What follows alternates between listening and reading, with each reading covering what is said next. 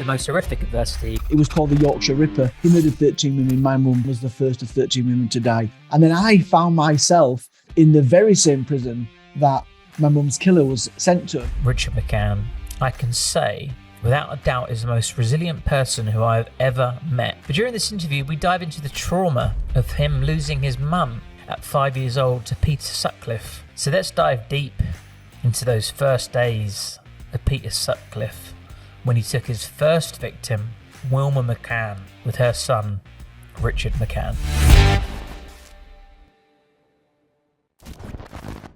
Welcome, Richard McCann, to the Turning Your Adversity into an Asset podcast as you sit there and drink your lovely Yorkshire tea, which is a perfect introduction to the Yorkshire man that I actually happen to know on a personal basis because we've worked together. I did Richard's ICANN Speaking Academy, I think probably about 4 or 5 years ago now, when I was wet behind the ears and looking to get my name about. But we'll talk a bit more about that later. Richard is the UK's busiest public speaker. And when I mean busiest, I mean he's delivered over 2,500 public presentations across the world, which is incredible. So I'd probably argue as to whether or not that's the world's busiest speaker. That's a lot of presentations. So the way that this interview was created was because I realized that a lot of successful people had a lot of pain in their lives and they'd used their adversity and turned it into an asset. And in fact, I looked on your website and found very similar sort of wording that I used that you use. So we're very much aligned in that sense and very much aligned with the podcast, turning your adversity into an asset. And you are, of course, I would probably say, going to be out of all the guests we have before and after, the person that has used the most horrific adversity and turned it into the most amazing asset, which is what you do to help people all over the world. I want to start deep because that's where I want this podcast to go to. And I'm sure that you've told this story many, many times. But Richard, give us a 5-minute summary version of what happened to you when you were 5 years old for everybody listening. Sure. Thank you, Lewis. And thanks for having me on the show. Just to go back to what you said there about, using your adversity and making it your asset. That was never the plan, by the way, Lewis. When what I'm about to share, if you'd have told me back then, it's 47 years ago, that I would have taken this adversity and it would become an asset, I would have laughed in your face. But listen, let's get in some cases, the elephant in the room out of the way. The thing that I think one of the things that, qualifies me to speak about adversity, a week before my 6th birthday, actually, before we get to what actually happened, life was chaotic anyway. Social services involvement, lots of alcohol, there was drugs in the house, parents split when I was 4. It was a chaotic time, but a week before my 6th birthday, my mum, who was no angel, went out drinking and we never saw her again.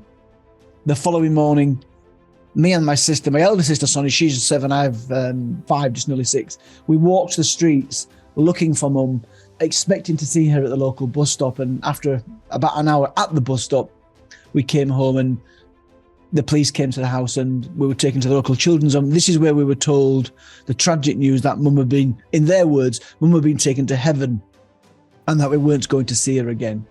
As a 5-year-old boy, I didn't really grasp what that meant, and what none of us had any idea what had taken place is that mum had been murdered by a man whose name was Peter Sutcliffe. Now, I know you've got an international audience, Lewis, so Peter Sutcliffe, if you're outside the UK maybe, he was a serial killer. I really don't like the name that it was given, but it was called the Yorkshire Ripper. He murdered 13 women. My mum, Wilma McCann, was the first of 13 women to die. That is the incident. That's the thing. That's the adversity that you're referring to. I mean, that wasn't the only thing that I went through, and we'll touch on some of those, but that is the start of my story. That is what turned my life upside down in ways I didn't know were possible. I guess that's what qualifies me to speak about adversity. Yeah. And thank you for sharing it, and thank you for summarizing it in that fashion so we can get some great questions, I believe, answered from you, and completely understand the whole you didn't mean for it to turn into an asset. Of course, a 5-year-old boy, you're never going to think, one day I'll be a motivational speaker. It was exactly the same for me. All this stuff happened in my life and it kind of naturally unfolds. You share your story and people start to listen. And with you, you've built a very successful career out of it and you've helped many, many people in many, many different ways, including myself, who's had a huge impact on the world as well. So, the ripple effect really is huge. The first question I've got for you personally, and this is a genuine question, have you been able now to detach yourself from your story? As in, it is now a piece of a story that's a part of your business? Or is there still very much a raw element to it that still persists 45 years later? Yeah, and it's a good question. When I'm working, when I've got my professional hat on, I have been able to almost detach from the true enormity of what it is I'm speaking about. We are talking about the brutal murder of my mum, the person whom I came from. Now, when I'm sharing that story, part of me almost describes it or thinks of it as being somebody else. So I have been able to detach from it. But that's just when I'm in the professional mode. When I'm in my own space, when I'm laying down on in bed at night, when I'm watching programs on TV about happy families, I'm thinking about mum. I'm thinking about what I lost. I'm thinking about the Christmases, the birthdays that never took place with her around. But when I'm on stage, I leave those thoughts. It's almost like I'm on the West End stage and I'm doing a performance. And it's not going to be word for word the same. I mean, by the way, a keynote speaker is just part of what I do.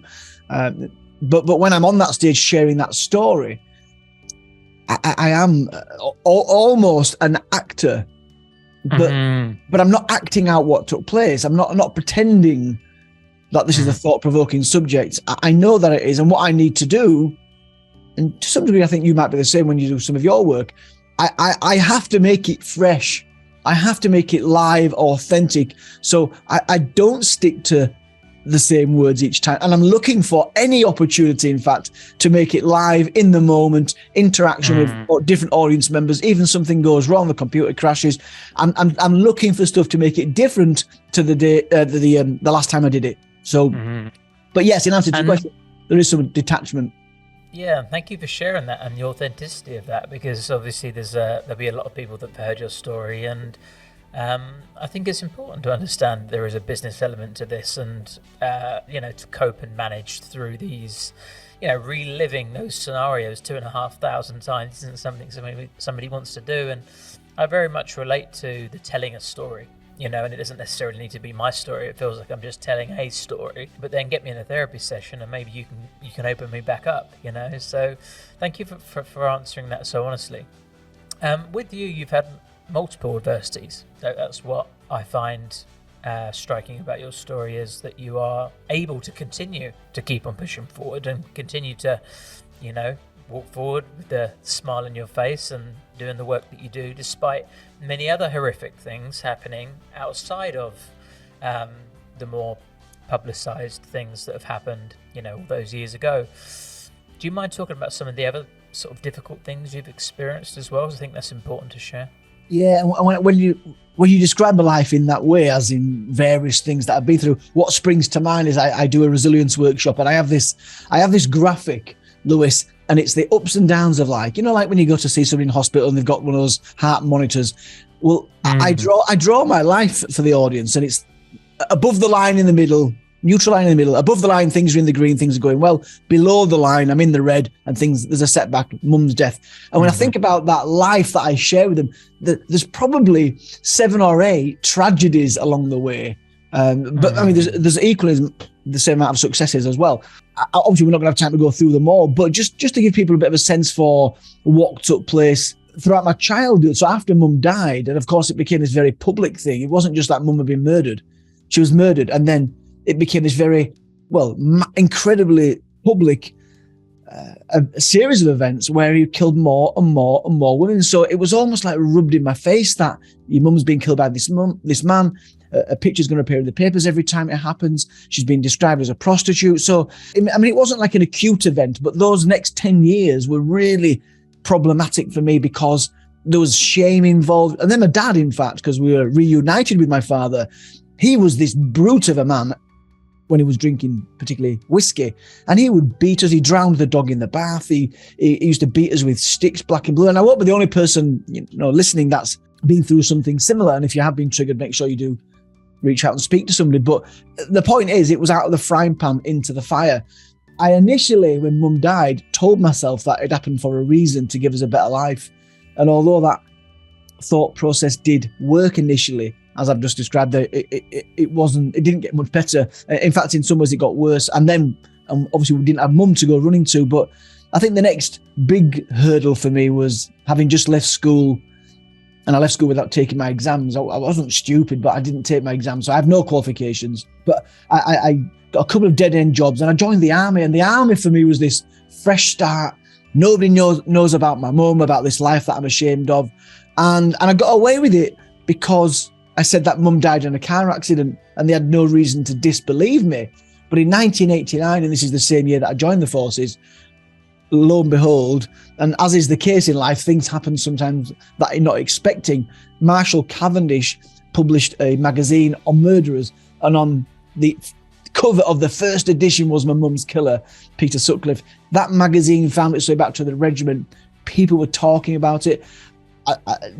Basically, my cover was blown, and I ended up on a psychiatric ward. I went on a drunken rampage. So, some of this is self-induced because I got into alcohol, but I was basically kicked out of the army, and that plan to make a fresh start came crashing down around me, and I came back to Leeds, and well, the next setback was I got involved in recreational drugs and began dealing those drugs. It wasn't too serious, but I'd deal the drugs. I got arrested for that, and then I found myself in prison, in the very same prison that my mum's killer was sent to now, and I was there locked up. And that was... Whoa, give me goosebumps. Honestly, obviously I wasn't there at the same time as him, but it's in Leeds, the prison that it was in. It's a massive kind of, it's almost folklore that the Ripper, as they call him, served time there, and people were talking about it. And my stomach's churning, thinking, yeah, he killed my mum, and didn't speak out about that. But the point is, this was another low point in my life, and I'm just thinking now, reflecting on that, if you'd have told me back then when I was locked up, thought my life was over, that in 25 years time, it's 25 years, coming up for 26 years anniversary. If you'd have told me then that... How old were you then? So we're talking 28, 29? Similar time to me, actually, interestingly, in my timeline of transformation, but carry on. So, yeah, so that was... But what I did, it's a bit like when my mum died. What got me through it initially was my thoughts, and I thought that she'd been taken as a sacrifice to give us a better life. Actually, sorry to interrupt, but that's something that I was holding in my mind, dying to ask the question, but I might forget it. You said something earlier which I thought was profound, and you said, I told myself at the time that my mum had died for a reason, to give us a better life. Now, how old were you when you came up with that? So it happened a week before my 6th birthday. So we spent 3 months in the children's home, and it's during that time that I was 4. So I was 5 or 6. Let's say I was 6. I'm 6. Okay. So what strikes me is I don't have kids, but I see 6-year-olds running around, and I don't think they have that kind of awareness to say something as profound as that. Where do you think that came from? Do you think you had some innate sort of gift that was there and sort of to be used, or what would you put that down to? Because I don't see that as normal. I've got 2 responses to this. The first is the initial response, which is, well, it was like it was obvious. This situation is so dark. I need to find a way somehow to make this less dark and less painful. Okay, God's intervened. I haven't told you the stuff that Mum was going through. She was on psychiatric wards, slashing her wrists. It's a horrible time for her. So I knew that life was tough for my mum. So the only way that I could find a way of moving forward and comprehending this was to say that God had intervened. She was taken to stop her suffering so that we can now have a better life, a fresh start with my father. And so that's my first response. And that helped me. And I think that's not obvious. You said, I think it's obvious. I really don't think that's obvious. I think for the 99.9% of the population, they do not think that way. When dark things happen, they leave themselves in a dark hole. But you was able very, very quickly to see that there is a possibility to get out into the light. I find that fascinating at 6 years old. I found it fascinating for myself at 26, right? Let alone 6 to have that. So that says a lot about you and sort of who you were destined to be, I believe. But go on, tell me the second part. So the second response to that is me now as a 53-year-old man, knowing what I know now and having experienced miracles in my life. I've been on podcasts, webinar, talking about what I'm about to share. And I believe a miracle took place. So I'm talking about the spiritual journey that we are all on, all of us, and that the life that we have right now is just one of many lives. And as I'm talking about this, about angels and such like, a massive beam of light flashes around my head and is spinning. I can't see this, but those that are watching can see it. And they're asking me, Richard, what's that around your head? I said, I have no idea what you're talking about. Then because I've recorded it and played it back, this white light appears. It appears exactly at the moment where I say, book about angels. And honestly, I've had miracles happen throughout my life. I've had things turn on and off again on Mum's birthday. So my point is, I believe there's far more now to the world, to life itself, than we will ever get taught at school. That most of us will ever get to understand. And now that I know that, and I also believe because we have many lives and we choose the life that we have, that young boy, 5-6-year-old, he was quite close to spirit. As in, I've only just been born. I've only been around 5 or 6 years. So my memories of why we are really here, the journey that we go on, the hardships that we endure, he kind of will have known that to some degree, that actually it did happen for a reason. So maybe he just knew the truth, but when we become adults, we forget the truth and we forget all these sixth senses, and we lose that awareness of things going on. I mean, honestly, some of the things that I've discovered, like being fascinated by the number 44 and 444. Me and my sister Sonia, we were blown away by the amount of times it occurred in our lives. She would cut out newspaper articles. Can you imagine my amazement when I discovered that my mum died on week 44, which is the 30th of October 1975. Even more profound was her killer lived at house number 44 the night he killed my mum, 44 Tanton Crescent. So there's something really mystical about the whole journey that we're on. And I don't think things happen by chance. Yeah, I think you were a special child and a special man for sure. I've got a memory of something, and I don't know if I've distorted it slightly or if this actually even happened. So forgive me if it didn't, but I think it did. I think I remember you speaking on stage, and you said that you'd done 4 speeches during that day, and this was the 4th one or something. And I believe, and forgive me if I'm wrong on this one, I believe you told me that it was the day that you'd found out that your sister had committed suicide. Is this true, or have I blurred some memories together here? I think you blurred some memories together. Right. I sometimes do 4 talks in one day. I've once done 6. By the way, I have now delivered 3,168 presentations. just wherever we got those numbers from. Update your numbers. Wow. Did you see my sister or my dad? Your sister? No. She tried to. Maybe she tried to. No, my sister took her life, and that's what the tragedy is. On the 19th of December 2007. That was the day. Maybe it was very recent to when you was doing this speech, like a few days before or after. Well, 100% not after, but synchronistic things that happened. But it was the day after my final presentation of the year. I did have to speak the day after her funeral. Oh, and was that 4 presentations? The day after her funeral, I had to go to. Maybe. It was something very fresh. I remember thinking, wow, that shows a lot that you're still just plowing forward regardless. And that, leads me on to my next question, really. I mean, regardless of the exact circumstances around that. I mean, as you said, with this up and down swing of life, and the good and the bad is still continuing to happen in your 50s. How are you able to stay resilient through those times? I appreciate that first of all, because I lost my mum in the way that I did, and then had the childhood that I did with my father, I won't say it desensitizes you to it, but the next time something happens after that, I can look back at mum's death and go, well, it's not as bad as that. So I can cope with the death of my mum. So I can cope with the death of my sister. Although I have to say, to some degree, the death of my sister was more painful than the death of my mum. I think because as a child, I was hidden from the true realities and didn't quite work out what was going on. But when I lost my sister, when she took her life in 2007, I'm an adult now. And she was my soulmate. 2007. I think when you go through stuff in life, it just equips you to better deal with them the next time they happen.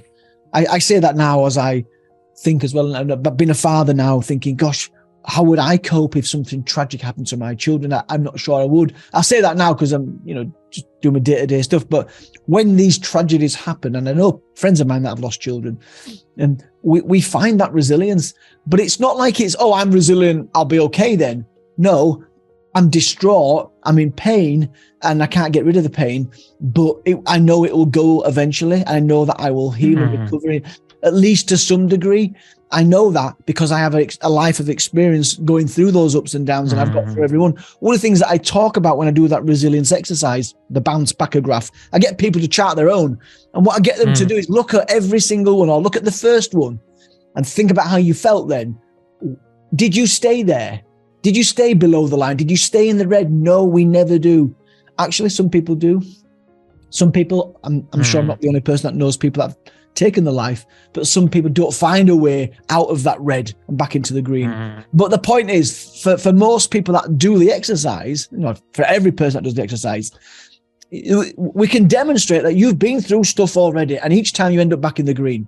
Which basically means when you next get that phone call, when you next lose that job, lose that relationship, whatever it may be, know this, and you've got evidence in front of you because you've just done this graph, know this, you'll get through it. You'll bounce back. And not only that, Lewis, there's a thing called PTSD, which I'm sure you're familiar with. Post-traumatic growth is the flip side to it, PTG. Right. It's Calhoun's work. I've never heard that. Yeah, it's Calhoun, not Richard McCann's work, but it's the ability. We have the ability to grow in ways we wouldn't have grown had it not been for that setback, that adversity. Wow. I'm not just talking about getting a flat tire. I'm talking about those really traumatic things that we go through in life. That's when you sometimes change your focus in life, your direction, your appreciation for life, for the finer things, the simple things in life. It's because of the stuff that the tragedy, the adversity. Yeah. I love that. That was definitely the big takeaway from today. PTG, I've never heard of that before, but post-traumatic growth. And it couldn't be further from the truth, because you do have this opportunity to turn your adversity into an asset. And that's what we're talking about here. How can I grow through this? How can I become more resilient, a stronger person? Or how could I maybe use these learnings that I've been blessed with to help other people? And you mentioned something there as well, and it reminded me of another saying. I'm sure you've heard of it. This too shall pass. Have you heard of that as well? I have, and it's absolutely true. It passes each time, eventually. And by the way, we might need some professional help to make it pass a bit more quickly, but it does pass. By the way, I must highlight something about this bounce back graph, the ups and downs of life. Although I'm saying for every time we go through a setback or find ourselves in the red, we always end up back in the green. The opposite is also true. When you're in the green, above the line, when things are going well, you never stay there. You might get 3 or 5 years, you might get even 10 years, but you never stay there. And that would be documented on your own bounce back graph. Go to the first period in the green. Did you stay there? No, because 4 years later, your partner left you, or 3 years later, you lost the business. So my point is, when we're in the green, and if we're in the green right now, relatively speaking, we need to hang on to that and savor those moments, because you do not know when the phone call is going to come. I've never thought about that before. And also, it also allows you to kind of prepare for it in a way as well, doesn't it? It's like, it's inevitable. Life is up and down. It is this pendulum swing, and we can't get around it. Every single person that you've ever met in your entire life has had some form of shit happen in their life. Some more extreme than others, but probably equally, they might feel it, and there's equal pain regardless of the extremities of the scenario that's happened. So, for example, one of my biggest pains that I've ever had in my entire life was a breakup. but yet I've, walked in and found my dad dead. I've all sorts of crazy things have happened to me, but the most painful thing out of all of it was a breakup, which was probably the one that would be classed as, teenage, whatever, put yourself together. So I think that this pendulum swing as well doesn't have to be death, doesn't have to be breakup. It could be, maybe not quite the flat tire example you used earlier, but it could be losing your job. It could be going into a bit of a period of, self-reflection and, a bit of depression, which some people can fall into. And I think it's important to highlight that this doesn't just to apply to people with extreme traumatic life events. This can apply to anybody. And when anything bad or difficult happens in their life, you can still use that as an opportunity for growth.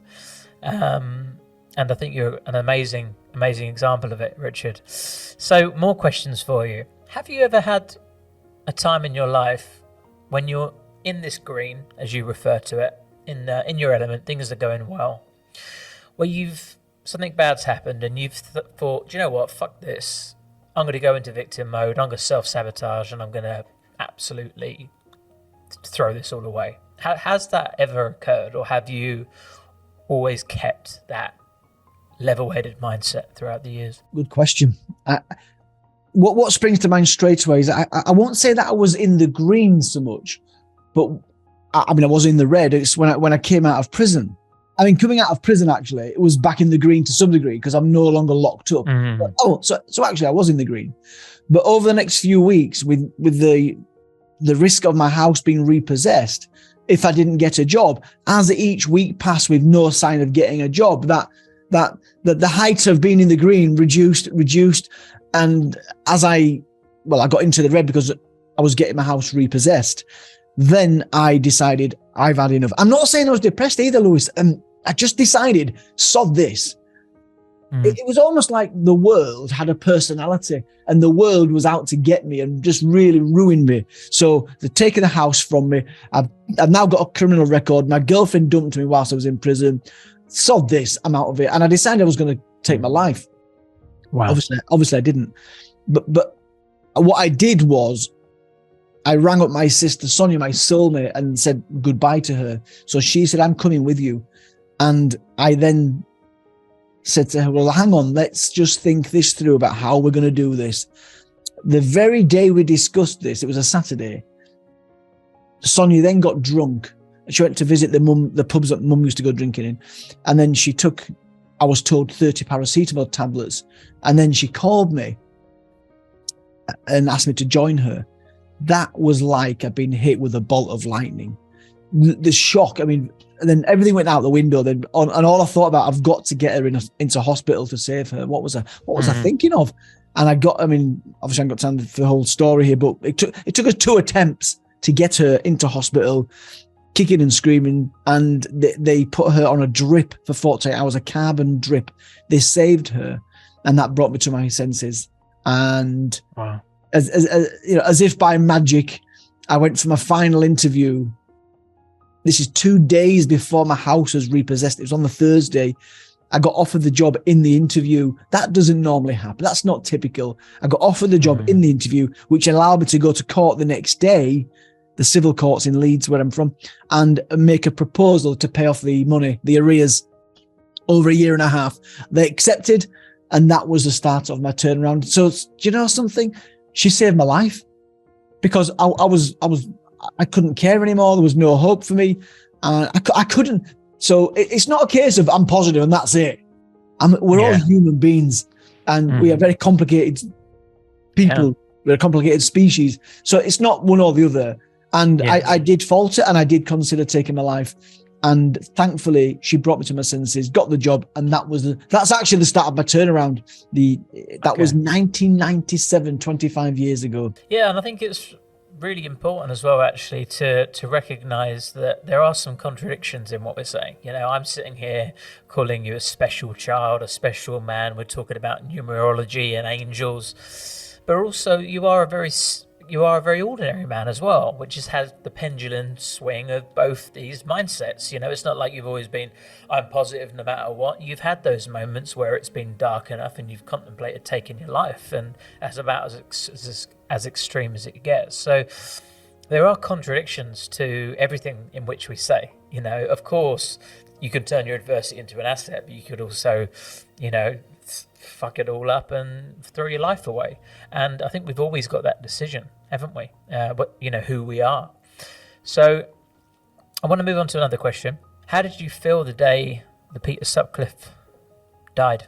How did I feel? Well, shock, I think, because it's a day that I knew was going to happen. I've thought about it many times over the years, but I didn't celebrate. I was given the news by my son, Ellis, who had got a message from his friend. I'd not seen the news that morning. He came down and said, Dad, he's died. And I checked on my phone and it was true. And I went to Helen, my wife, and told her, what did I do? And then I went to the office. I was bombarded with news interviews throughout the entire day. I was on Sky News and BBC, all the channels in the UK. And so it was a bit of a whirlwind. Hard to process when all that's going on, I guess, and you're in kind of businessman mode. But one thing I wanted to do, and it's something that I've been doing over the years since my first book came out, i.e. when I went public about who I really was rather than lying and making up stories. Once I became kind of contactable by the media, I was often on the news. I was often interviewed over the years about various things. I've always wanted to be seen to be somebody positive, somebody that's turned out reasonably well, despite losing their mum to Peter Sutcliffe.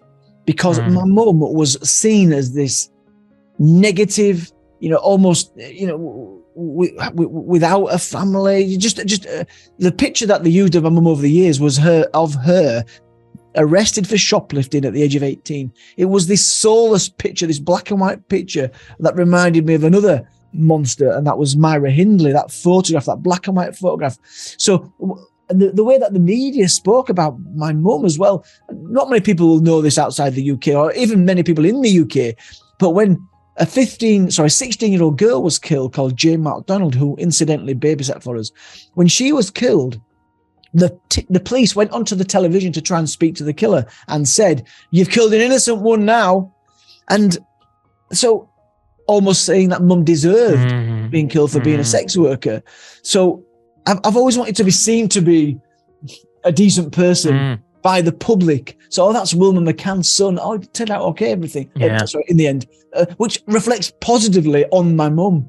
So when he died, the day that he died, and I got these invitations to be interviewed by all the channels, I took those opportunities because there was something I wanted, and that was I wanted to invite West Yorkshire Police to make a public apology for the language that was used, somehow saying that mum and others deserved what they got. Do you know what? I'm actually sat in the very spot with the same camera, the same microphone that I used on national TV, and I invited West Yorkshire Police to make that apology. And do you know what, Lewis? We got it. I was outside in my car when I got a phone call from West Yorkshire Police, and I cried because it was like it was setting the record straight. But the truth is that I actually wrote to West Yorkshire Police 9 months earlier, requested the same apology. They didn't even respond to my letter. They didn't send me a letter of acknowledgement. They didn't respond. So I knew the day that he died, this is my last chance, the last chance I'm going to get in a very public way to call for that apology. And that's why I asked them on TV, on national TV, and we got it. Honestly, it was a really special moment for me and for my mum. So, and in fact, what happened was when I got the news, thinking about it, and I told my wife, I then picked up the phone and I called Peter Sutcliffe's brother, Carl, and I offered my condolences. That's what happened. Wow. It goes way back to what we said at the beginning of the interview about me believing when mum died that it happened for a reason, and that spiritual side to my story. as I've matured and got to understand how the world works, having sat down with various spiritual guides and mediums along the way that have told me what it's all about, and that's helped me formulate my belief system. I believe I was supposed to do that. I believe I was supposed to show people that there is another way, that we don't have to be full of revenge. And I've got, every excuse to be vengeful and wanting revenge. But I thought, no, I want to show that there's another way. And first of all, back in 2010, I decided to forgive Peter Sutcliffe for what he did. And I did that after meeting Desmond Tutu, who was speaking about forgiveness. And then that's why, because I decided to do that and let go of the anger that I had for him, that when Peter Sutcliffe died, I felt like it was the right thing to offer that hand of condolence, because Carl Sutcliffe actually contacted me after reading my first book many years ago, and he offered his, not condolence, but his compassion, shall we say, and said how sorry he was that his brother, put us through what we went through. And I never forgot him doing that olive branch almost. So I did the same thing to him. Wow. This is a lot about you and your character. Yeah. Do you mind if I share an observation with you as to sort of what I feel you may have done, and you can tell me if I'm right or wrong?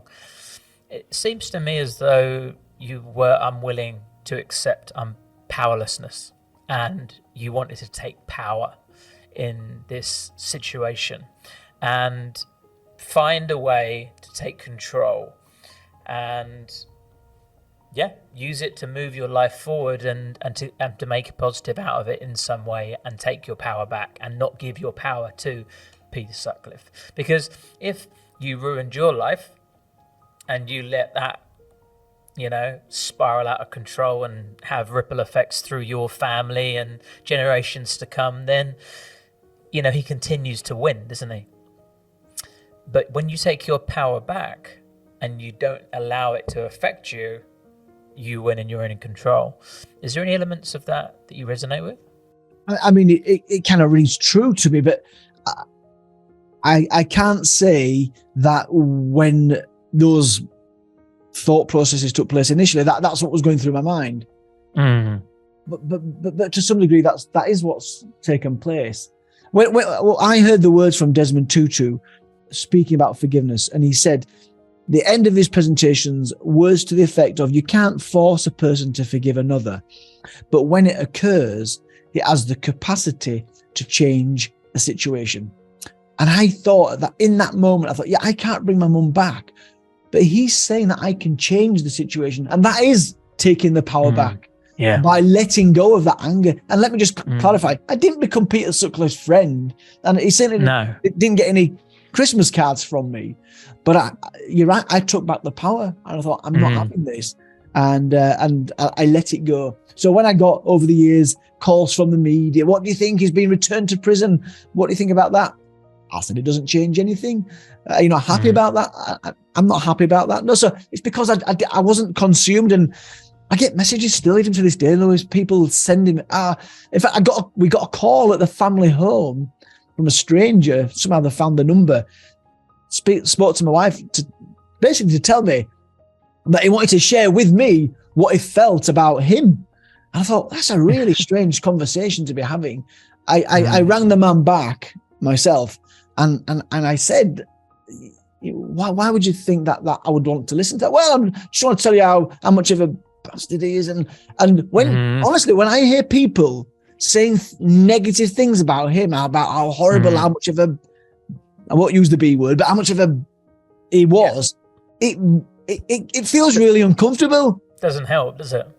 It doesn't help, but I can see them being consumed by that anger that doesn't serve anybody. So although they're only telling me it, I don't want to hear it, because it somehow means I'm in that place as well, and I don't want to be in that place. I've got my life to lead. I've got other things to focus on, and it's not focusing on the anger about what he did. I think you're a remarkable man, Richard. I think there is definitely some spiritual elements at play, but I also think that a lot of people have some spiritual elements to play that they can tap into and create the same destiny that you've been able to create for yourself and your family.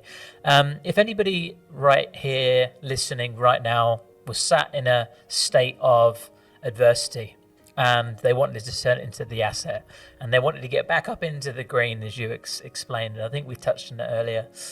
What's that one sentence? What's that one line? What's that one thing that they've got to do just to bring them back up? And I know that's a difficult one to do in a sentence, but how can you get them back up into the green?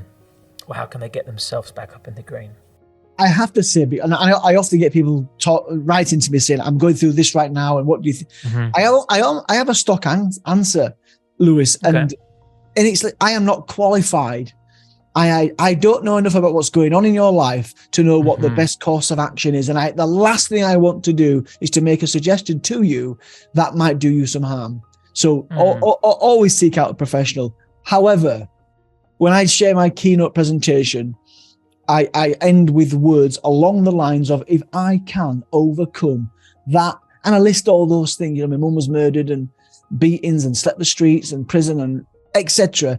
If I can overcome all that and go on to, well, quite frankly, not only achieve more than I thought possible, but also deal with more than I thought possible. If I can, then you can too. And I mean that when I say that. Now, how people get there, it obviously be different for everybody, but there absolutely is always a way back. And if we had time together, we would document that by reflecting on the stuff that you've been through already. And there's the evidence, should you need it, that you bounce back in the past from this, from that, and you might want to use a similar strategy to get back into the green right now. So that was probably a longer answer than you asked for. No, that was good and professional. Yeah, people should seek out medical professionals if they're in some very dark places, for sure. But for those of you who are in that sort of situation where you may be running a business, maybe things are getting a little bit difficult, your business partner or your partner at home, and things are feeling a little bit down, just remember, we're in that pendulum swing, or we're on the, what do you call it again? The ups and downs? The bounce back-a-graph. The bounce back-a-graph. That's what we're on, guys. And the biggest takeaway I've had from this podcast is that at some point I'm going to bounce back down, and I want to be prepared and ready for that, so that I can. I say the first word that came to my mind is attack it, because I'm quite an aggressive person, I would say. But be ready for it and be prepared for it, so that it can't swallow me up, because it has the ability to, doesn't it? These things are strong. These powers are strong that we're playing with. And if that does happen, to remind myself that this too shall pass, and that I can get myself back up into that green where Richard McCann is. And Lewis, it is okay to be upset. It is okay to be distraught. It is okay to be sad. And don't expect right tomorrow it's going to go away. These things can take weeks, months, and in some cases years to recover from properly. But do you know what? And I've never spoken about this ever. Anyway, you won't see any. An exclusive from Richard McCann, guys. 3,168 presentations, and you're about to hear something that is a personal thought and is a coping mechanism. And I think about this quite recently. I thought about this quite recently, but it's the same with when Sonia, my sister, died, and when my dad died. He died suddenly and tragically 3 years ago. But when I got the news that, for example, take my dad as an example. My dad, I got the phone call down in London. As soon as I'm given the news, and as upsetting as that is, I know that thing that I feared has now happened. I've been given the news. So when you first get given the news of losing somebody, it's so painful and tragic and shocking. But once you've got that news, within minutes, I can think, well, okay, I've been given the news now. Now I'm never going to go through that acute shock again. Now I've just got to deal with the pain. I've got that one out the way with, kind of thing. I anticipated these notches on the pendulum swing, and I've kind of got it out the way with. Is that what you're saying? Yes, I've got that out the way. In a very sort of, yeah. I'm not saying that's one I've got ticked off. I'm like, whatever it is, if I get a phone call, it's a good way of thinking about things. I mean, there'll be people controversially that will look at that and think, wow, that's quite a morbid way of looking at things. But there will also be people that think, wow, that's a very resilient way of looking at things. And if I can just apply at least 1% of that very extreme thinking that serves you very well into their own lives, they'll have much better lives themselves. So completely agree with any strategy that can help anybody do anything that's going to help them out in any way possible. Always, as a child, we'll come to the end now, no, but as a child, one of the things, we had no money in the house, and other people will be able to relate to this, but I've always had this, not like a special ability, but I have had this ability that whatever my situation, and if I think about having no money as a child, I will be looking, scouring. I mean, my family were travelers, by the way, my mum's family, scouring my horizon for things that can help my life somehow be better. So what I used to save, and many people won't even know what these are, was a little thing called Green Shield stamps.